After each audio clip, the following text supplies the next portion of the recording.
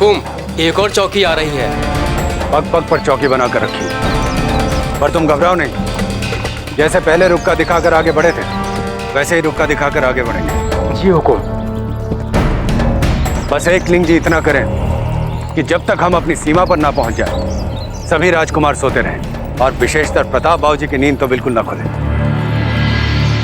प्रताप दादा भाई कहाँ हैं? कहीं भी गए हों, हमसे क्या। वैसे अच्छा ही ना वो यहाँ नहीं है। अगर वो यहाँ होते तो मुझसे आगे निकलने की होड़ कर रहे होते। हाँ। पर हम जा कहाँ रहे दादा भाई? पता नहीं, पर कहीं भी जा रहे हो तब हमारे आगे हुकुम हुकुम करेंगे और हम मौज करेंगे। राज के बेटे हैं हम।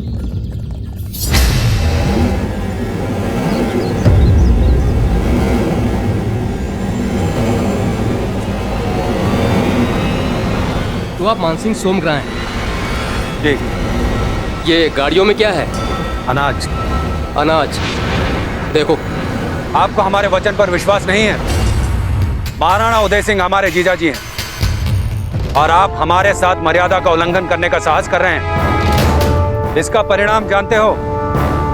ये मत भूलो, मेवाड़ पर अभी भी महाराणा उदय सिंह जी का शासन है, और एक राजपूत की आन में ऐसा अपमान कभी सहन नहीं करेंगे।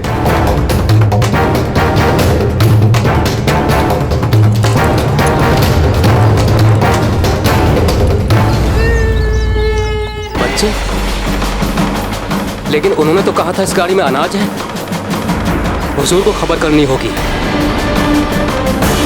जी हुजूर, ये खबर पक्की है।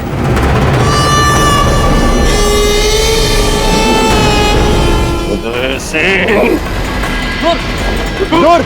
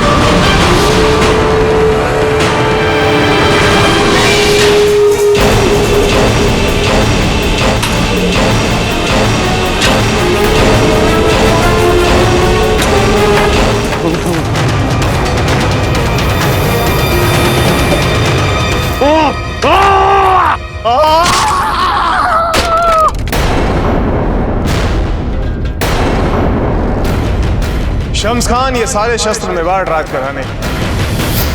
जब भी इनको प्रयोग में लाने का विचार करें तो प्रयोग में लाने से 2 दिन पहले, कम से कम 2 दिन पहले इन्हें नींबू के पानी में भिगो के रखना मत भूलो।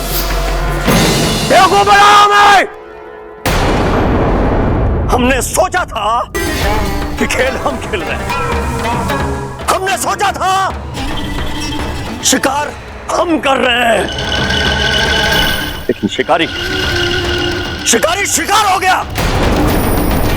हम किले का घेरा डाले, हम हथियारों के पहने होने का इंतजार करते रहे अफसल, और वो फरेबी लूट लिए हमें। हम राजपूतों को उनके अपने हथियारों से कत्ल करने का मजा, उस प्रताप को दबोचने कूटने का मजा हमारी नाक के नीचे से हमारे सबसे प्यारे खिलौने प्रताप को उड़ा ले गया। वो हम देखते रह गए।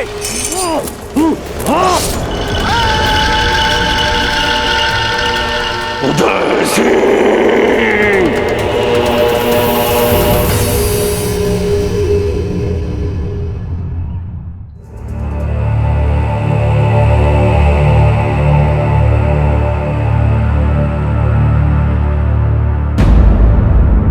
आपके जाने के बाद क्या करेंगे राणा जी? हम सोच रहे हैं कि आपके बाद हम भी जौहर।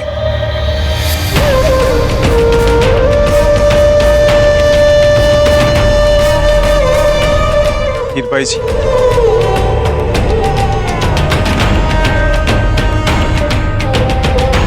धीर भाई जी, ऐसी बातें मत कीजिए। आपको जीना होगा। आपके जीने के दो कारण हैं। एक, आपके गर्भ में पल रहा सिसोदिया वंश का सूरमा, और दूसरा कारण कुंवर प्रताप। हमारे और जयंता बाई जी के जाने के बाद कुंवर प्रताप का दायित्व तो आपको संभालना है। कुंवर प्रताप को अभी बहुत कुछ सिखाना है, बहुत कुछ समझाना है, और ये सारे काम आपको करने हैं धीर भाई जी।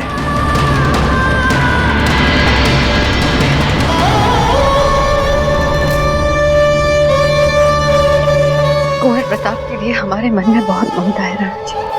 इसलिए तो हम आपसे कह रहे हैं कि कुंवर प्रताप के लिए आपका दायित्व और भी बढ़ जाता है। कुंवर प्रताप मेवाड़ का भविष्य है। हुकुम, आपके लिए एक संदेश आया है। अंदर बुला लीजिए। राणा जी अभी रुके हैं। लगता है ग्वालियर से सैनिकों की टुकड़ी आ गई है।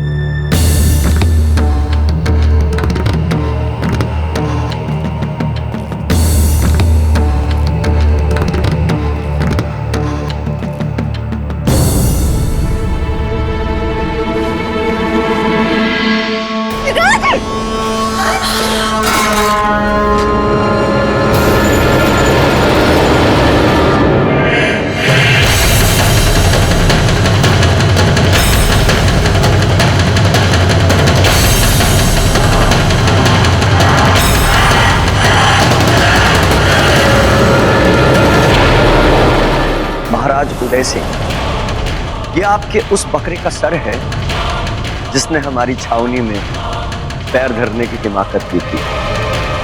आप और आपकी सेना का भी यही हश्र होने वाला है। बच्चों को तो आपने पहले ही पार करवा दिया, अब अपनी बीवियों से भी आखिरी बार मिल लो और मरने के लिए तैयार हो जाओ। मैं जंग का ऐलान करता हूं। शम्स खान।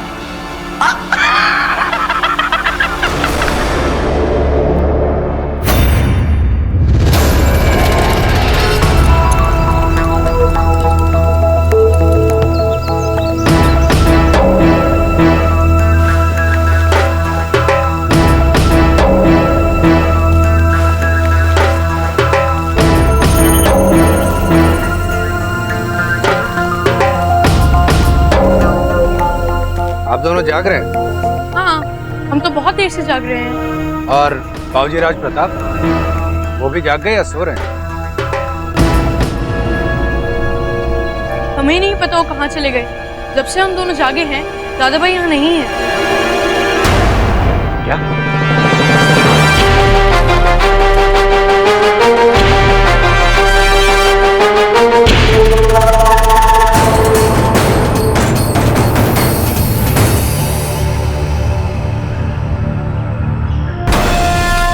देख लीजिए, ये क्या अनर्थ हो गया।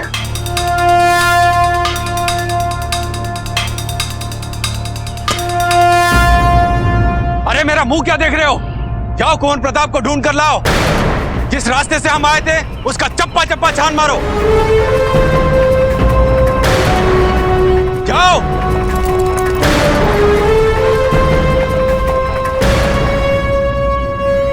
महारानी साहब,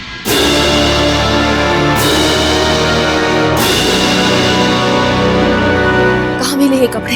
ये आपके कक्ष के झरोके के नीचे से मिले।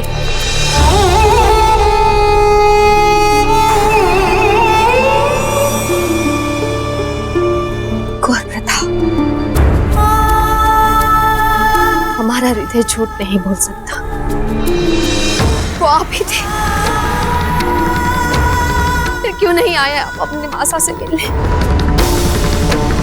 आपको एक क्षण भी नहीं लगा आपकी मासा कितनी चिंतित है। हे एक लिंगेश्वर नाथ जी, माँ चिंता में घुटी जा रही है कि ना जाने बेटा किस दशा में होगा। और कुंवर प्रताप से इतना भी न हुआ कि पल भर आपके चरणों में सर रख के आशीर्वाद ही ले लेते। कम से कम आपके भी कलेजे पे ठंडक पड़ जाती जीजा। वो शक्ति और विक्रम तो बिल्कुल भी हटी नहीं बेना, कुंवर प्रताप इतने हठी नहीं है। उनमें अपने दायित्व की पुकार इतनी प्रबल है कि उसके आगे और सभी स्वर मंद हो जाते हैं। पर जीजा, ऐसी पुकार का क्या लाभ जिससे ना श्री जी प्रसन्न हो ना आपको कोई सुख पहुंचे। जीजा, क्या हुआ बिना? प्रताप का कुछ पता चला?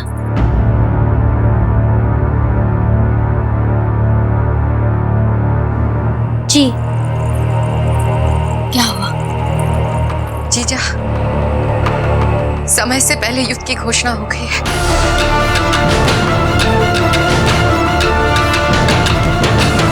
शम्स खान को न जाने राणा जी की योजना के बारे में कैसे पता चल गया।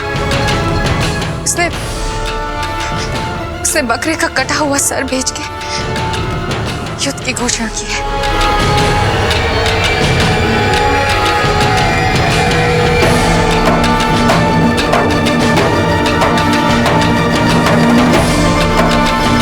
क्षत्रियों के हृदय कटे हुए सिर देखकर काबा नहीं करते।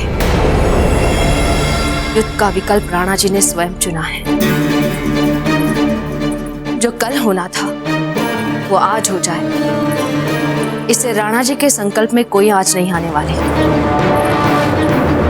हमें पूरा विश्वास है इस युद्ध में विजय राणा जी की ही होगी। और अगर किसी अनहोनी के चलते ऐसा नहीं हुआ तो हम राजपुतानिया जौहर के लिए तैयार हैं।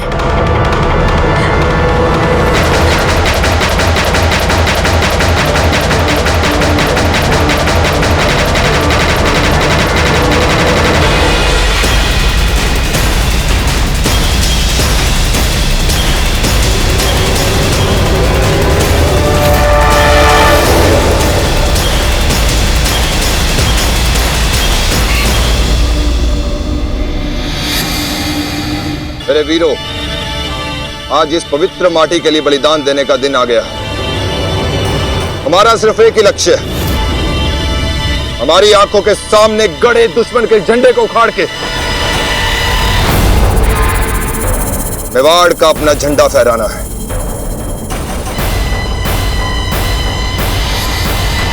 मरने और जीने की चिंता हम नहीं करते, क्योंकि यदि हम अपने लक्ष्य में सफल हो गए तो मेवाड़ के इतिहास में सदा के लिए हमारा नाम सुनहरे अक्षरों में अंकित हो जाएगा। हम सब मर के भी अमर हो जाएंगे। जय मेवाड़! जय मेवाड़! जय मेवाड़! जय मेवाड़! जय मेवाड़! जय मेवाड़! कूच करो।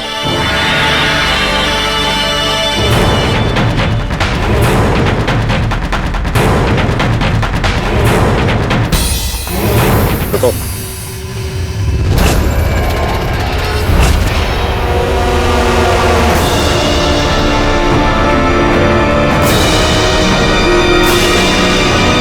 कौन हो तुम? पहले तुम्हें कभी नहीं देखा। जवाब दो।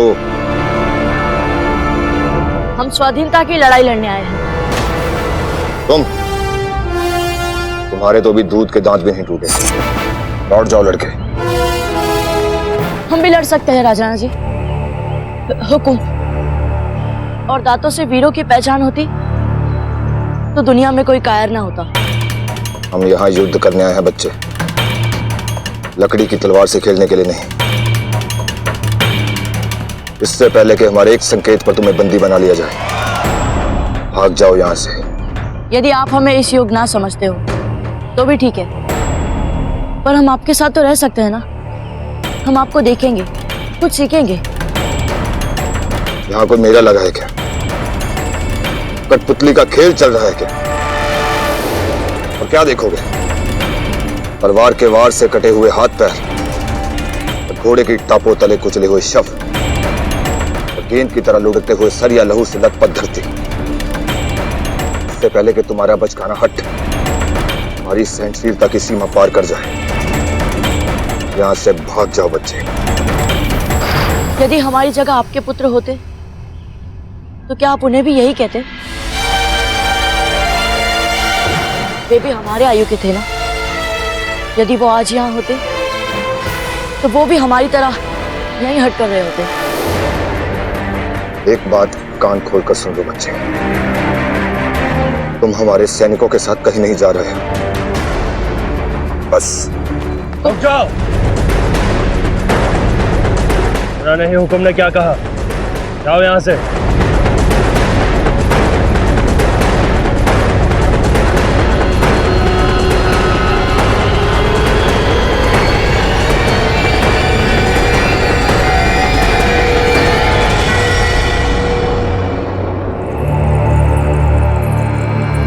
जीजा,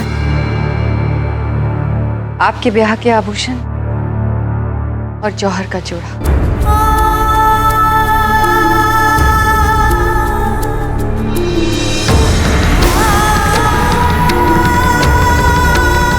बेना, इतने वर्षों बाद हम हमारे विवाह के आभूषण पुनः पहनेंगे। हमारा रोम रोम पुलकित हो रहा है। क्या आपको अच्छा नहीं लग रहा? आपको गर्व सा महसूस नहीं होता? जीजा, गर्व तो आपकी हर बात पे होता है, पर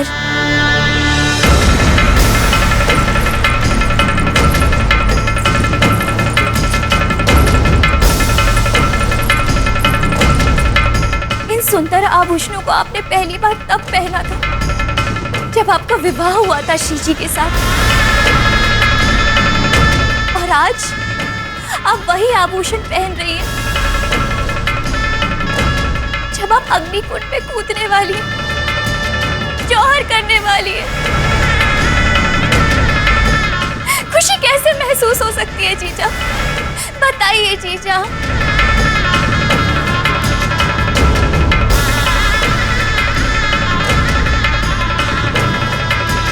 एकलिंग जी की कृपा तो देखिए, पहली बार हमने ये आभूषण, ये वेश राणा जी के लिए किया था, और अब भी राणा जी के लिए ही।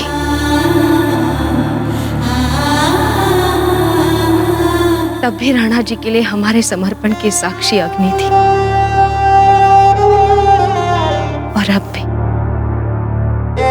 राणा जी और समूचे मेवाड़ की आन के लिए हमारे समर्पण की साक्षी अग्नि ही बनेगी।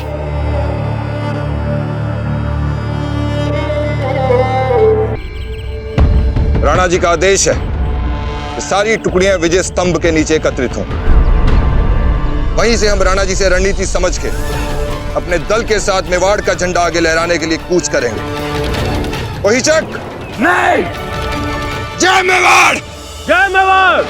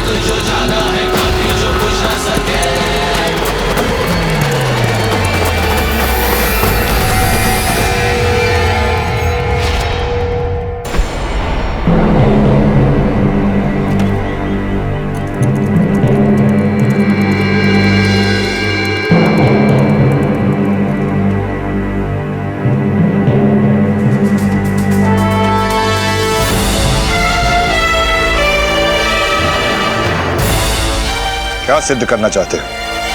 आप कह रहे थे ना कि हमारे दूध के दांत नहीं टूटे अभी। तुम किसी साधारण पुरुष की संतान नहीं लगते। कौन है तुम्हारे पिताजी? मेवाड़नाथ महाराणा उदय सिंह।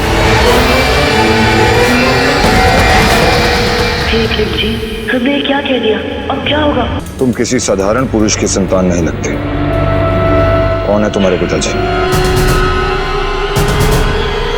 मेवाड़नाथ महाराणा उदय सिंह। क्या तुम राणा जी के बेटे हो?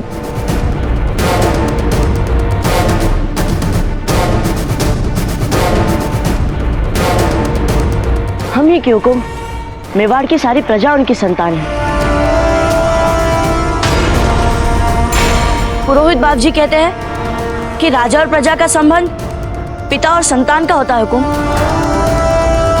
और राणा जी जब अपने पिता की तरह कर्तव्य निभा रहे हैं तो हमारे भी तो कुछ कर्तव्य है ना। जब वे मेवाड़ की स्वाधीनता के लिए अपने प्राण निछावर करने के लिए तैयार है तो हमें भी तो कुछ करना होगा। हम आपसे विनती करते हैं हुकुम, हमें भी लड़ने का अवसर दीजिए।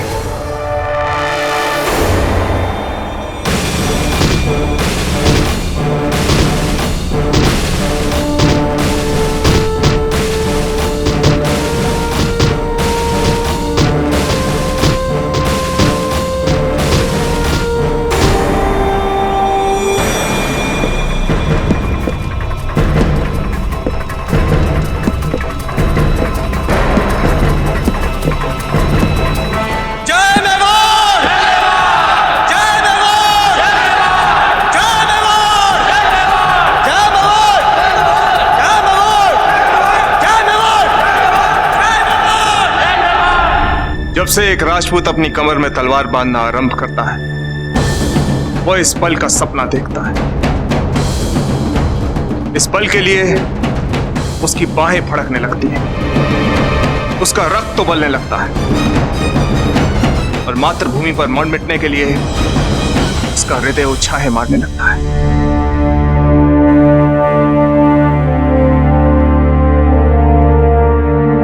इस दिन के लिए हम कितनी रातें जागे हैं। आज जब ये दिन, ये पल हमारे सामने है तो हमारा हृदय कुंवर प्रताप की चिंता में डूबा है। कुंवर प्रताप की चिंता मत कीजिए हुकुम। उन्होंने आपकी अवज्ञा की भी हो तो उनकी वीरता अटूट है। उनका कोई बाल भी बांका नहीं कर सकता। आप रणभूमि में ये भार लेके मत जाइए। रणभूमि में आपका ध्यान केवल लड़ाई जीतने में हो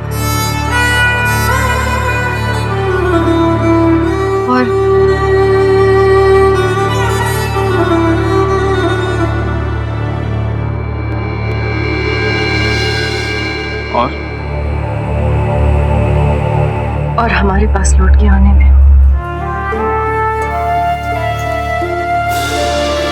अब देर मत कीजिए, दासियों के साथ गुप्त द्वार से निकल जाइए। कुंवर प्रताप के बारे में जैसे ही पता चलेगा उन्हें आपके पास में भिजवा दिया जाएगा। सभी प्रबंध हो गए। मान सिंह जी आपके रहने के लिए महल का प्रबंध कर रहे हैं। किसी भी तरह की कमी नहीं होगी, ना आपको और ना हमारी किसी भी संतान को।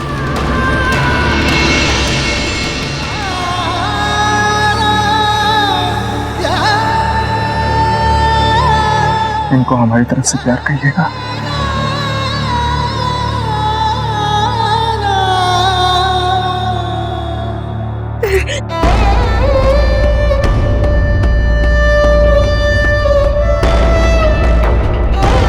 हम कैसे जिएंगे आपके बिना राणा जी?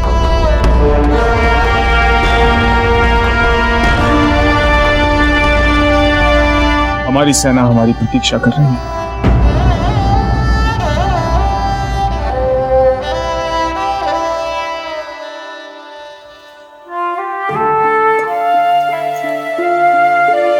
में चलना होगा।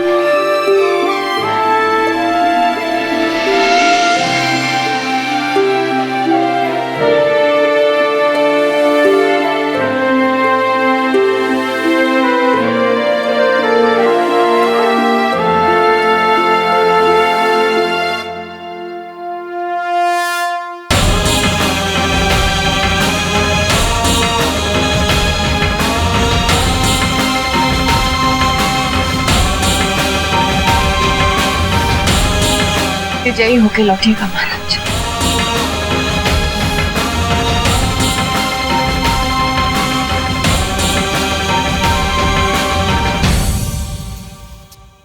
जय मेवाड़। जय मेवाड़।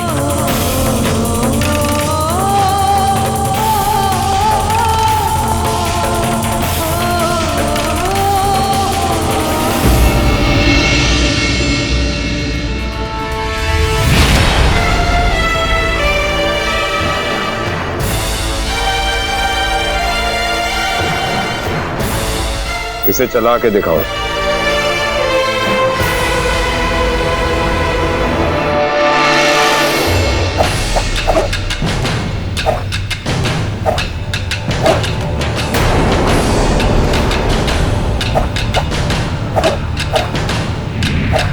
पहली बार चला रहे हो क्या?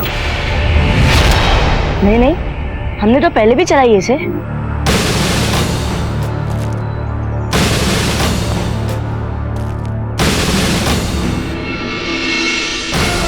खलाई के बल का प्रयोग करो, नजर एकदम सीधे।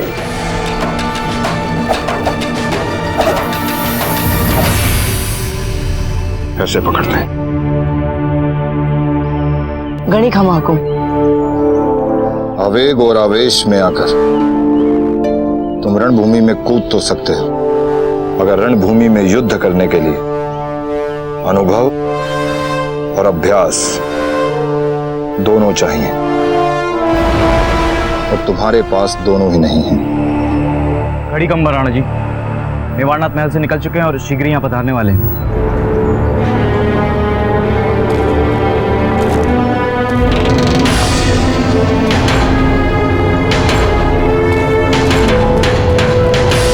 चलने का समय हो गया है। मेवाड़नाथ के पहुंचने से पहले हमें विजय स्तंभ पहुंचना है। तुमने फिर झिलम पहन लिया, उतारो इसे। क्यों? बड़े अनाड़ी हो, युद्ध में पहनना इसे। और वैसे भी राजा के सामने झिलम पहनना अशिष्टता होती है। चलो।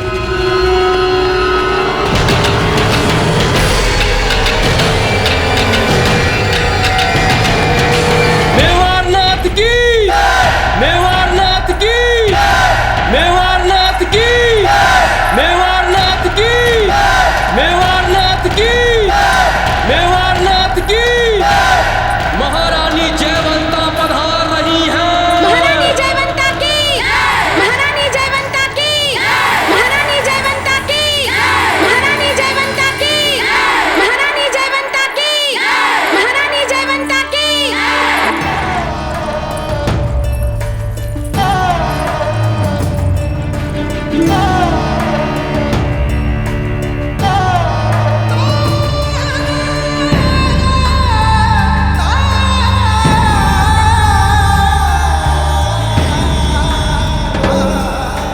जौहर फिर से है आया, इतिहास ने स्वयं को दोहराया।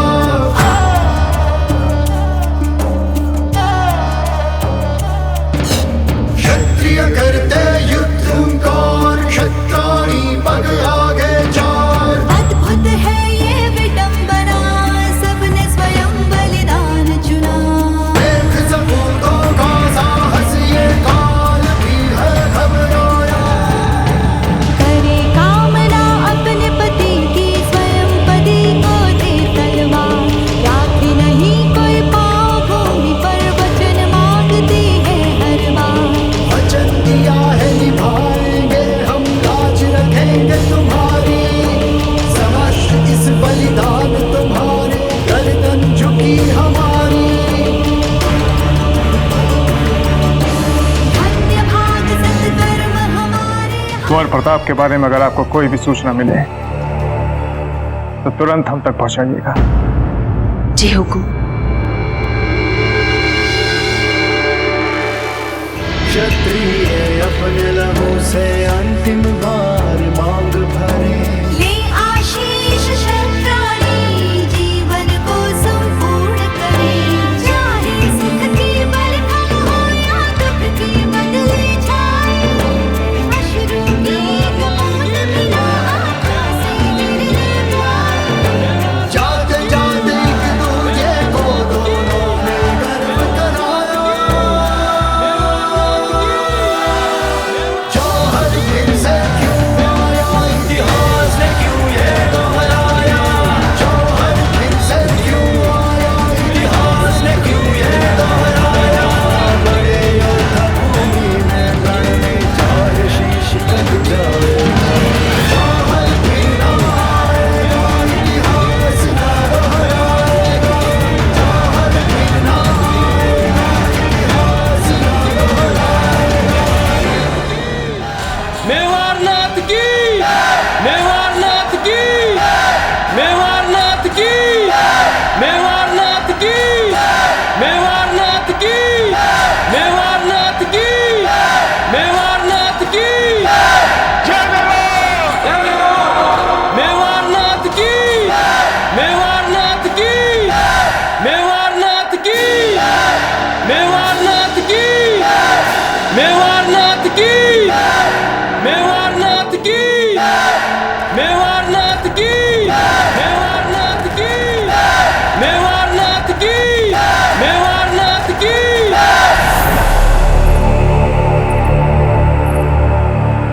बेना, वो जयवंता जीजा का आज कितना आदर सत्कार हुआ ना। हमारा तो ऐसा सम्मान ना हो। हाँ, हमें पता है कि वो बड़ी महारानी है और हमारा स्थान हमेशा उनके बाद ही रहे। ये सम्मान जयवंता जीजा का अधिकार है। जो बलिदान उन्होंने मेवाड़ के लिए, हुकुम के लिए दिया है, उसके बदले उन्हें जितना सम्मान दिया जाए कम है। और फिर आज तो वो सबसे बड़ा बलिदान देने जा रही है। पर हम भी तो बलिदान के पथ पे चल रहे हैं ना बेना। पर हमें पता है लोगों को हमेशा उन्हीं का बलिदान याद रहेगा। प्राणों का मूल्य तो सबका समान होता है, फिर आदर सत्कार में अंतर क्यों?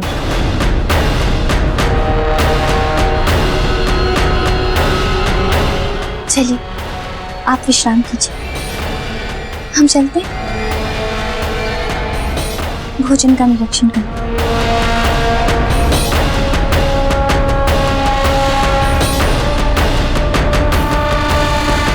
सावधान, मेवाड़नाथ महाराणा उदय सिंह पधार रहे हैं।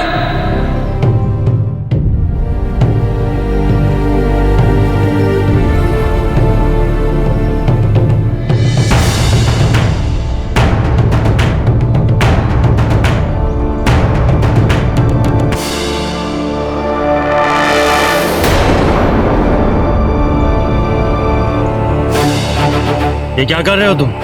सर से झिलम उतारते क्यों नहीं?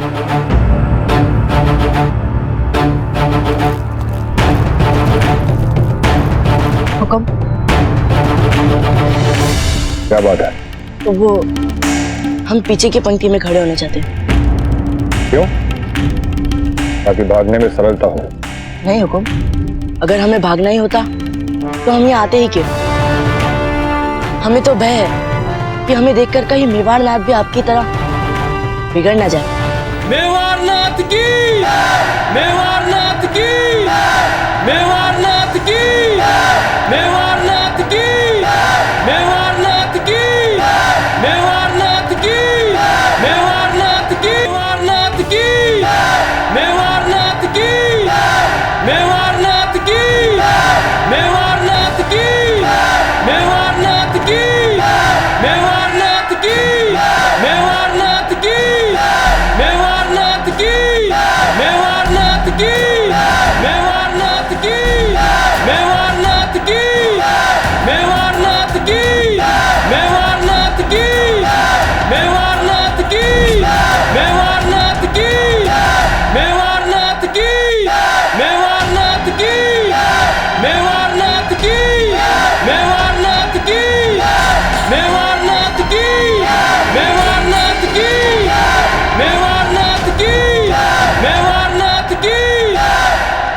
आप सबको यहाँ देखकर हमारा सीना गर्व और उत्साह से दुगना हो चुका है।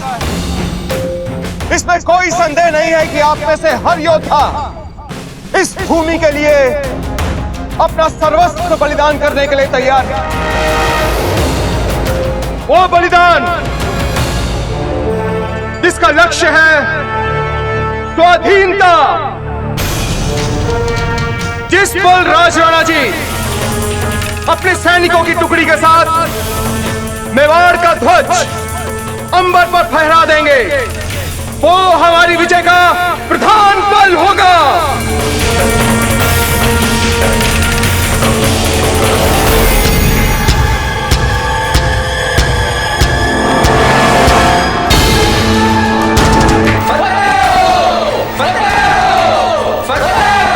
मेरे बहादुर सूरमाओं, आज की जंग हम जीतने वाले। एक बात का आप सब ख्याल रखिए, कोई भी गुस्ताख राजपूत हमारे अफगानी परचम के पास आने न पाए। अब कुछ खास बातें, इस जंग से हमें बहुत कुछ हासिल होगा। मिसाल के तौर पे राजपूतों का खजाना,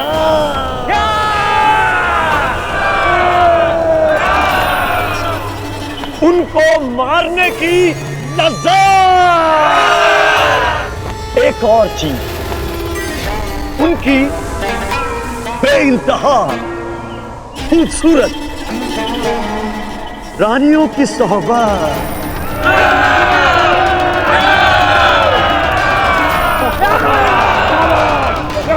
और इन सब से बढ़कर इस जंग की जीत की सबसे यादगार निशानी है वो लड़का प्रताप। हमें खबर मिली है कि महाराणा उदय सिंह ने उस प्रताप को रातों रात किले से बाहर पार करवा दिया है। चाहे वो जहां भी हो, किसी भी कीमत पर हमें वो चाहिए, और वो भी जिंदा।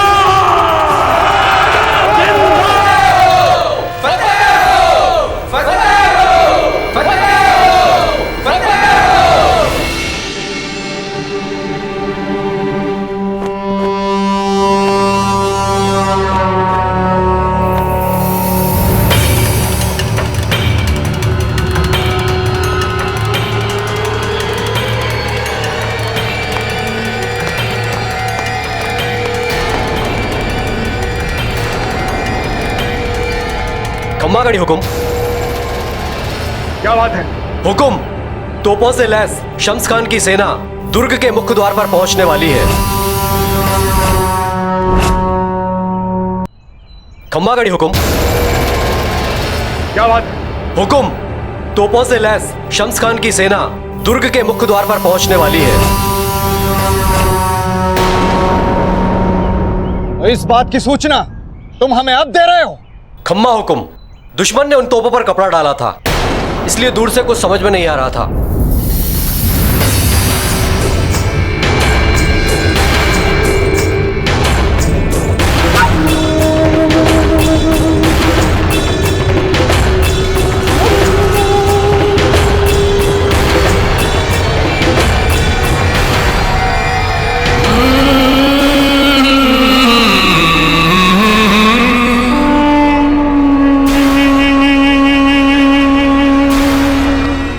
के एक गोले से उदय सिंह के सारे मंसूबे चिंदियों में उड़ जाएंगे।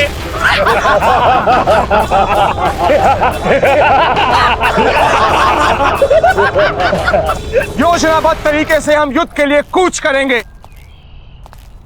परिस्थितियां चाहे जैसी भी हो, हम उन्हें शम्स खान के हित में नहीं होने देंगे। सुल्तान जी, आप पश्चिमी द्वार पर लड़ेंगे।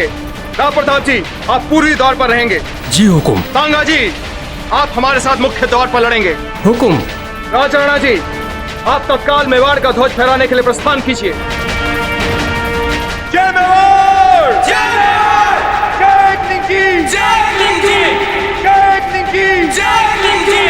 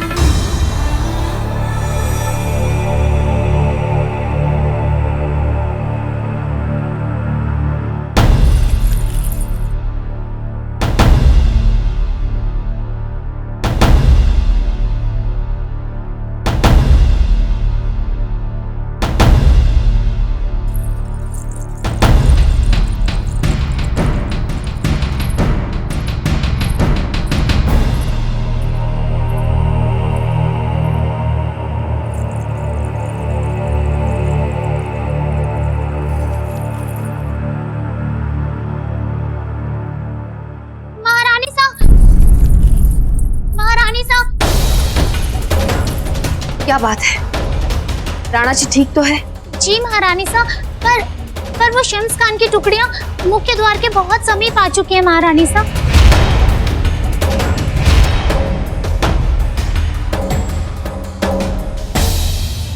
जाइए।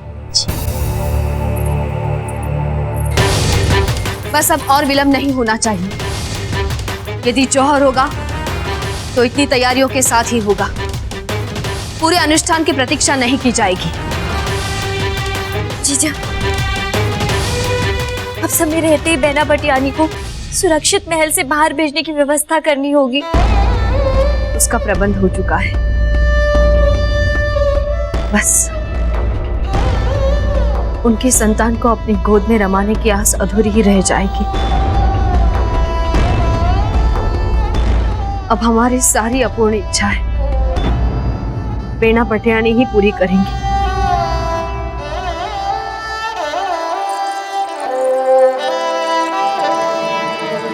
मेरे शूरवीरों, आओ शपथ उठाएं कि जब तक हमारे प्राणों में प्राण है, हम अपने शत्रु को अपनी माटी से मिटाकर ही मानेंगे।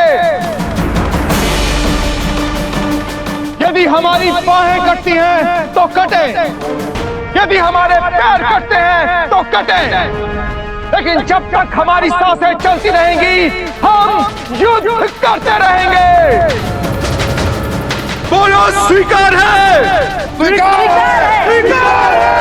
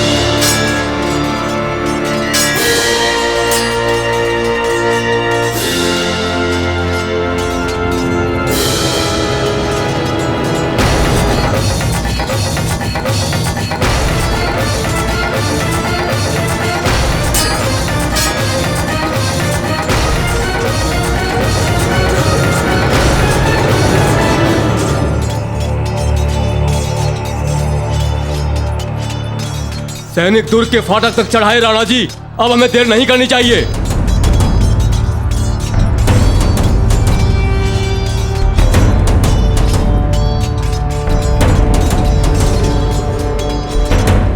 दाजीराज, तो तुम राणा जी को दाजीराज कहते हो? जी वो मेवाड़ नाथ तो सारी प्रजा के दाजीराज हैं। वो पिता हैं और हम सब संतान हैं, यही ना? जी। वैसे इस समय कहाँ हैं तुम्हारे पिताजी?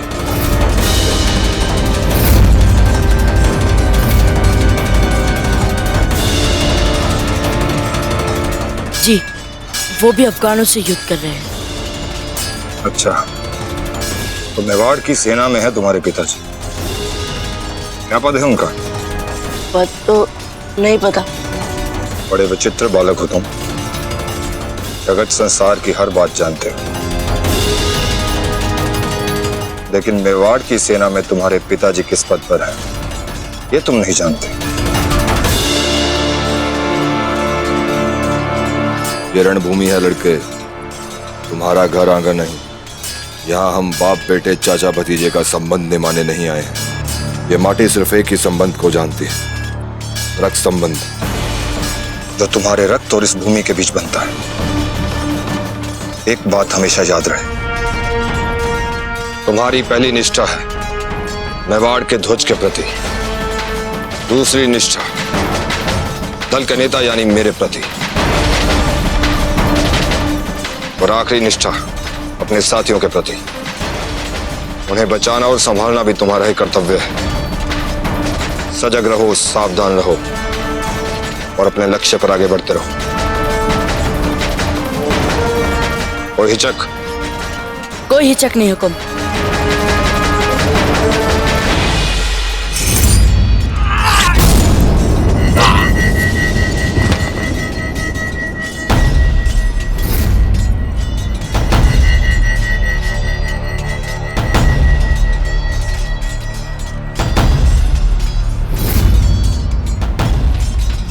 ये शव देखकर रक्त जम तो नहीं गया? नहीं हुक्म, और भी उबलने लगा है। उबलना तो ठीक है, पर उबल के बहना नहीं। हम अपना रक्त बहाने से हिचकेंगे नहीं, लेकिन हमें अपने रक्त से नहीं, शत्रु के रक्त से धरती की प्यास बुझानी।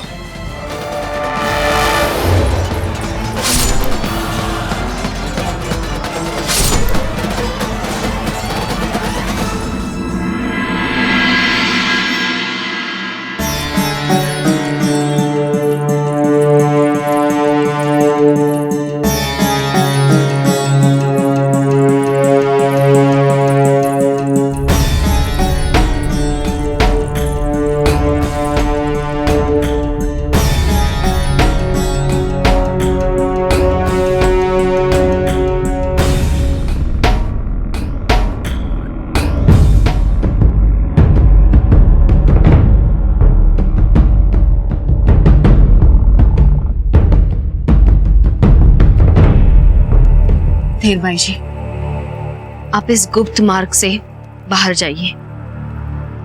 मार्ग के अंत में ही आपको एक नाव मिलेगी। नाविक हमारे दादा भाई मानसिंह के विश्वास पात्र हैं। वो आपको उन्हीं के पास ले जाएंगे। हमारे सारे पुत्र पहले से ही वहां हैं। बेना, अब आप ही हमारी शक्ति और विक्रम की माँ है। विक्रम सोने में आनाकानी करता है और शक्ति दूध पीने में। कैसे संभालेंगी आप उन्हें? हम पूरी कोशिश करेंगे जीजा।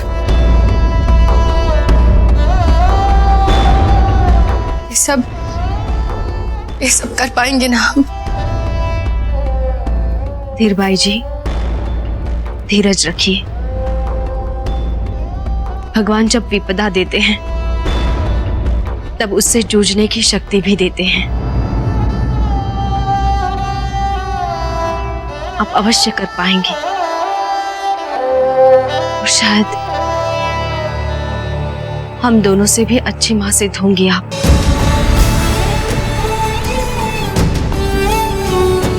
चाहिए, देर मत कीजिए। कुंवर प्रताप, उनके बारे में कुछ पता नहीं चला है, कैसे छोड़ के चले जाएं हम उनको। जो जोखिम प्रताप ने उठाया है, अब उन्हें ही उसके परिणाम भी भुगतने होंगे। उनके लिए सिसोदिया कुल के अजन्मे वीर को जोखिम में नहीं डाला जा सकता। और फिर शक्ति और विक्रम का भविष्य भी आप ही पर निर्भर है। आप चाहिए।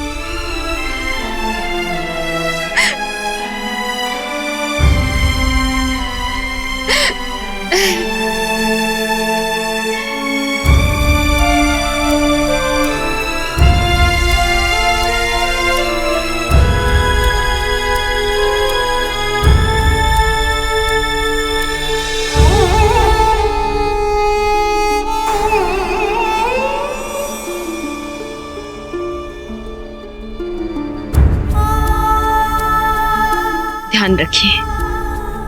जाइए।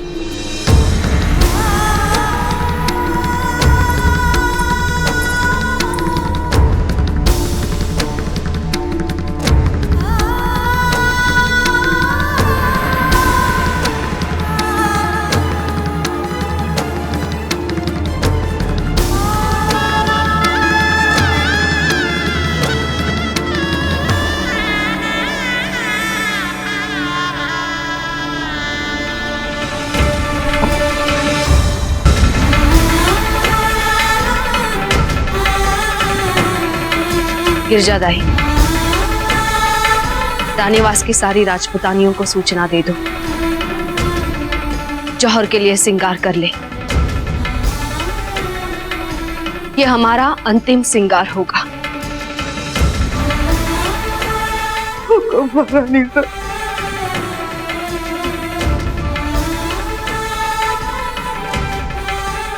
हे गिरधर गोपाल,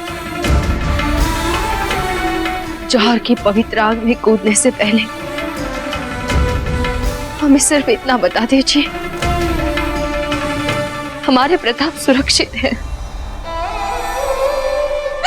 जीजा।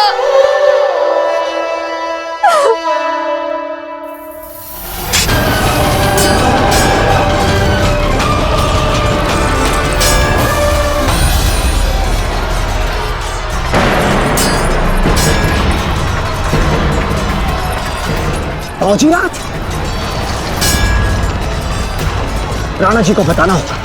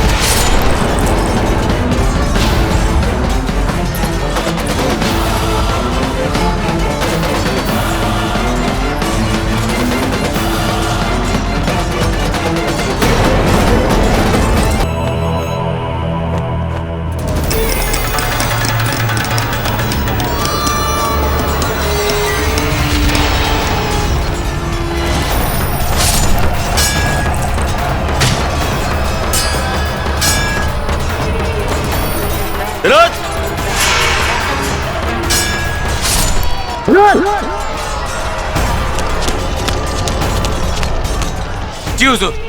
क्या कर रहे हो? ये जंग निहायत बेमजा साबित हो रही है। अब इंतजार नहीं हो पा रहा है। उदय सिंह मिल जाए तो उसका सर कलम करके हम इत्मीनान से जाके खेमे में सोए अपने। खुदकुशी पे आमादा इन राजपूतों का फौरन काम तमाम कीजिए और उदय सिंह मिल जाए तो हमें इत्तला कीजिए।